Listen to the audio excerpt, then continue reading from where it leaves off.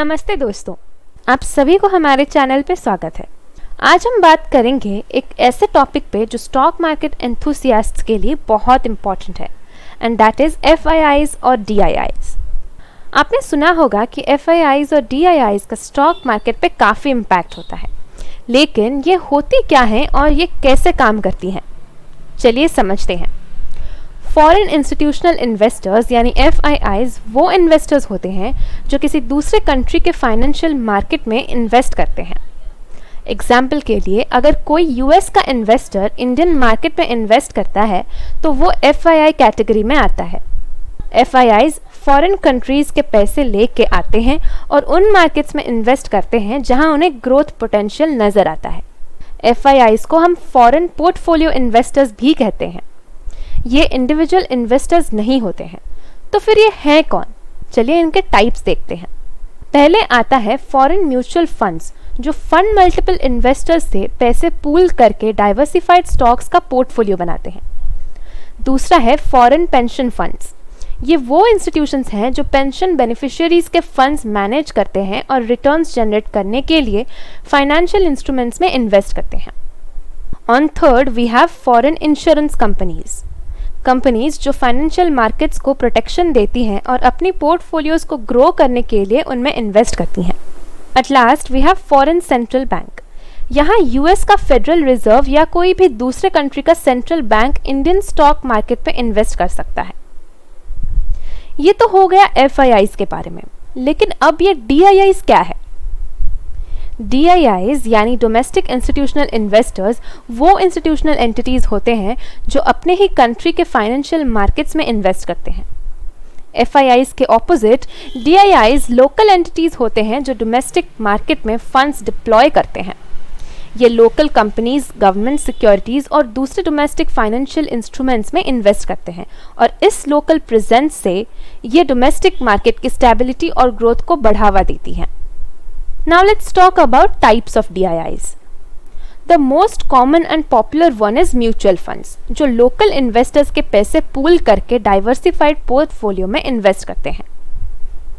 फिर आते हैं इंश्योरेंस कंपनीज जैसे LIC, जो पॉलिसी होल्डर्स के प्रीमियम्स को इन्वेस्ट करके रिटर्न्स जनरेट करते हैं। Third is banks and financial institutions, जो अपनी एसेट पोर्टफोलियोज को मैनेज करने के लिए फाइनेंशियल मार्केट्स में इन्वेस्ट करते हैं। आखिर में है पेंशन फंड्स, जो लोकल पेंशन बेनिफिशियरीज के फंड्स को मैनेज करते हैं और रिटर्न्स जनरेट करते हैं। हमने FIIs और DIIs के बारे में इंडिविजुअली तो जान लिया, अब इनको कंपेयर करके देखते हैं कि क्या डिफरेंस है। FIIs और DIIs मार्केट में एंटर करने के लिए कंट्री के रेगुलेटरी अथॉरिटीज़ के साथ रजिस्टर करते हैं। इंडिया में ये SEBI के साथ रजिस्टर करते हैं। ये इन्वेस्टर्स से फंड रेज करते हैं, जैसे पेंशन फंड्स, हेज फंड्स और दूसरे इंस्टीट्यूशनल इन्वेस्टर्स।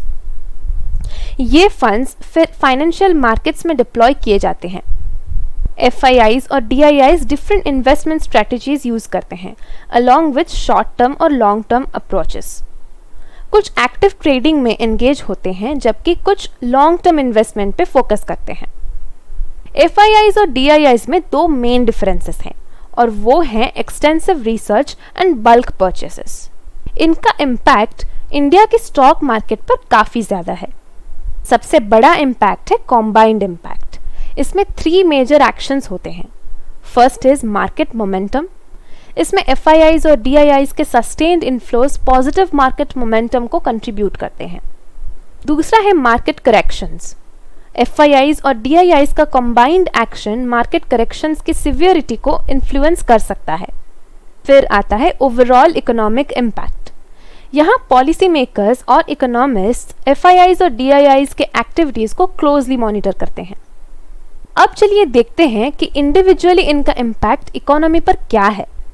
पहले जानते हैं FIIs के इम्पैक्ट। पॉजिटिव FII इनफ्लोज को कॉन्फिडेंस का साइन माना जाता है। FIIs मार्केट वोलेटिलिटी को कंट्रीब्यूट कर सकते हैं, स्पेशली ग्लोबल अनसर्टेनिटी के पीरियड्स में। Now talking about DIIs impact, DIIs market stability को कंट्रीब्यूट करते हैं। FIIs आउटफ्लो फेजेस के दौरान DIIs मार्केट को स्टेबलाइज कर सकते हैं। क्या आपको पता है कि इनके हिस्ट्री में क्या है? Let's have a look to find out. FIIs 1992 से 5 स्ट्रेट ईयर्स तक नेट बायर्स थे जब उन्हें इंडियन स्टॉक मार्केट्स में इन्वेस्ट करने की परमिशन मिली। आप नंबर्स देख सकते हैं।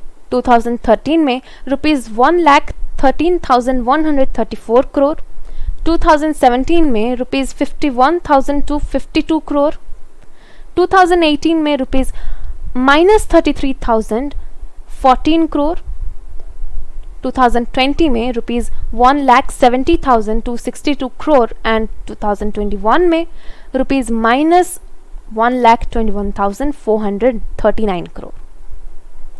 ग्लोबल क्राइसिस के टाइम जैसे 1998 से 99 Asian currency crisis, Lehmann brothers crisis 2008 to 2009 और कोविड पैंडेमिक, FIIs ने इंडियन मार्केट से पैसे निकाल लिए जिससे स्टॉक मार्केट पे काफ़ी इम्पैक्ट हुआ।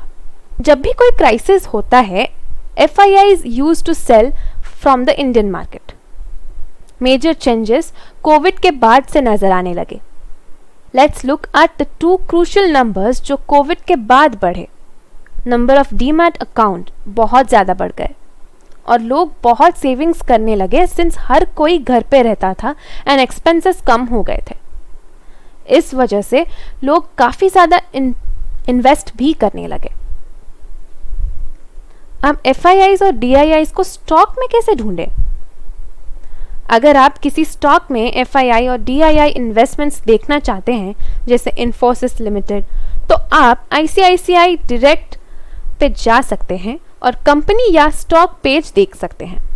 FIIs और DIIs के डायनामिक्स स्टॉक मार्केट का लैंडस्केप शेप करते हैं।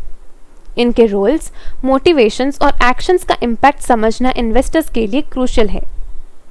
एक बैलेंस्ड इंटरप्ले इन इंस्टीट्यूशनल इन्वेस्टर्स के बीच स्टेबिलिटी, लिक्विडिटी और ओवरऑल रेजिलियंस को कंट्रीब्यूट कर सकता है, जो सस्टेनेबल इकोनॉमिक ग्रोथ के लिए कंड्यूसिव एनवायरनमेंट फॉस्टर करता है।